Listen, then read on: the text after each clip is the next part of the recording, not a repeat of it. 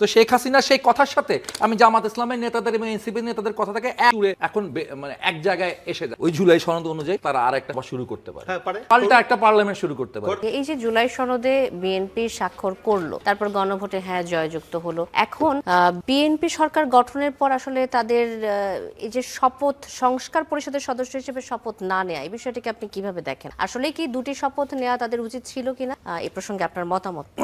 ধন্যবাদ। বিএনপি বিধান সংস্কার সভা শপথ নেয় নাই, একটি শপথ। জনগণ আসলে বিএনপিকে যে কাজ করতে পাঠিয়েছে, বিএনপি সেই কাজ। জনগণ তাদেরকে সংসদ সদস্য হিসেবে নির্বাচনের সময় কেউ এসে বলে নাই যে আমি কিন্তু একই সাথে এমপি হচ্ছি এবং এমএলএ হচ্ছি, আমাকে দুইটি পদের জন্য একটি ভোট দেন। কেউ বলে না, সবাই এমপি হতেছে, মেম্বার অফ দ্য পার্লামেন্ট আছে। জনগণ তাই মনে করছে এমপি হবে। জনগণ পরে একটু বিভ্রান্ত হচ্ছে, আরেকটা শপথ কেন নিত? এই শপথের কথা কি জনগণের কাছে আগে প্রকাশিত করেছিলেন? আপনাদের ফেস্টুনে, আপনাদের পোস্টারে, আপনাদের ইয়াতে কোথাও করেন নাই। বিএনপি যা করেছে সেটা করেছে। এই ক্ষেত্রে বিএনপিকে অভিবাদন জানাই। বিএনপি এই জায়গায় সংবিধানকে রক্ষা করেছে। এখন প্রশ্ন হচ্ছে, যখন সংবিধানকে রক্ষা করার প্রশ্ন হয়, তখন আমি দেখছি এই এক ধরনের প্রবণতা, খুব ভয়ঙ্কর ভাবে একটা প্রবণতা। তারা রীতিমতো হচ্ছে মানে এই জুলাই গণ অভ্যুত্থানের পর যে ইন্টারিম গভর্নমেন্ট তৈরি হলো, এইটারও বৈধতা নিয়ে তারা, এটা নিয়ে তো আমরা শুরু থেকে দেখেছি যে আওয়ামী লীগের নেতৃবৃন্দ, শেখ হাসিনা শুরু থেকে এটাকে বলে আসতেছে যে যেই কথাগুলো বলে, আজকে তারা এইখানে এসে এই 12 ফেব্রুয়ারি নির্বাচনের পরে এসে যখনই তারা তর্কে বিতর্কে আইনগত প্যাচে পিছিয়ে যায়, তখনই তারা টোটালটাকে চ্যালেঞ্জ করে বসে। কিসের এন্ট্রি, কোথা থেকে 106 দ্বারা, কোথা থেকে হচ্ছে গিয়ে তাহলে এই ইসি গঠিত হইলো, কোথা থেকে হচ্ছে এই নির্বাচন হলো, তাহলে সব অবৈধ। এই সব অবৈধের স্লোগান দিয়ে আসতেছে শেখ হাসিনা।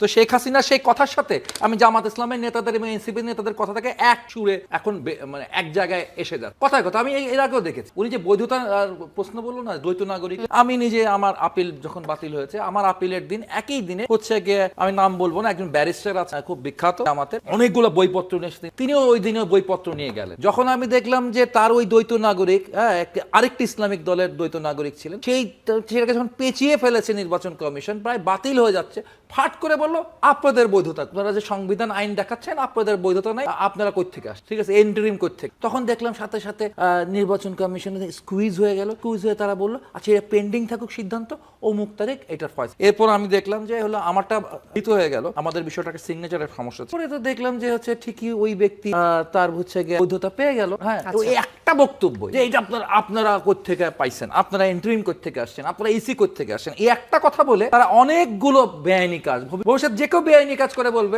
আমারটা বেআইনি হয়, আপনারটা বেআইনি। এই জায়গাটা তো হচ্ছে ডক্ট্রিন অফ নেসেসিটির মধ্য দিয়ে, আমাদের একটা জাতীয় কনসাসনেসের মধ্য দিয়ে আমরা সেই সময় একটা ইন্টারিম গভর্নমেন্টের দিকে গেছিলাম। কারা যায় নাই, কারা ওই সময় এই ব্যাপারটা, যারা ওই সময় হচ্ছে সেই পতিত সরকারের পক্ষে ছিলেন বা সরকারের লোক ছিলেন, তারা সেই জায়গায় হচ্ছে কি বিরোধিতার জায়গা। বাকি তো সারা বাংলাদেশ, গোটা বাংলাদেশই একটা জায়গায় ঐক্যবদ্ধ। এখন প্রশ্ন হচ্ছে, এখন যে তর্ক বিতর্ক বা বিভেদ তৈরি হচ্ছে, সেই বিভেদটা আসলে এই জুলাই সনদ আর ওই জাতীয় ঐক্যমত তৈরি করার, জাতীয় ঐক্যমতের মধ্যে আসলে একটা জাতীয় ভিন্ন মতের চাষ, একটা জাতীয় ভিন্ন মত, এবং সেই জাতীয় আসলে এই যে সনদ টনদ, এটা আসলে মূল উদ্দেশ্যটা হচ্ছে এই রাষ্ট্রটার মেরামত। এই রাষ্ট্রটার যে মধ্যে যে একটা ফ্যাসিবাদী প্রবণতা তৈরি হয়েছে, এই প্রবণতার হাত থেকে আমাদেরকে বের হয়ে আসতে হবে। এটাই ছিল আমাদের মূল লক্ষ্য। এখন যেটা হয়েছে, এই লক্ষ্যে আমরা কেমনে যাবো? এখন দেখেন, যদি সংবিধান সভার হচ্ছে গিয়ে শপথ বিএনপি নিলই না, এটা ইভেন কি তারা হচ্ছে সংসদে বসে এটা করলো না, কিন্তু তারা যদি হচ্ছে যে মূল জিনিসটা আছে, এই যে ঐক্যমতের, সংস্কারের ঐক্যমতের যে সমস্ত বিষয়গুলো আমরা ঐক্যমত হয়েছিলাম, মানে যে বিষয়গুলো ঐক্যমত হয়েছিল, সেই বিষয়গুলো যদি তারা একের পর এক অ্যামেন্ডমেন্টের মাধ্যমে অগ্রসর হয়, একের পর এক পরিবর্তন করে, তাহলে কোথাও সমস্যা আছে?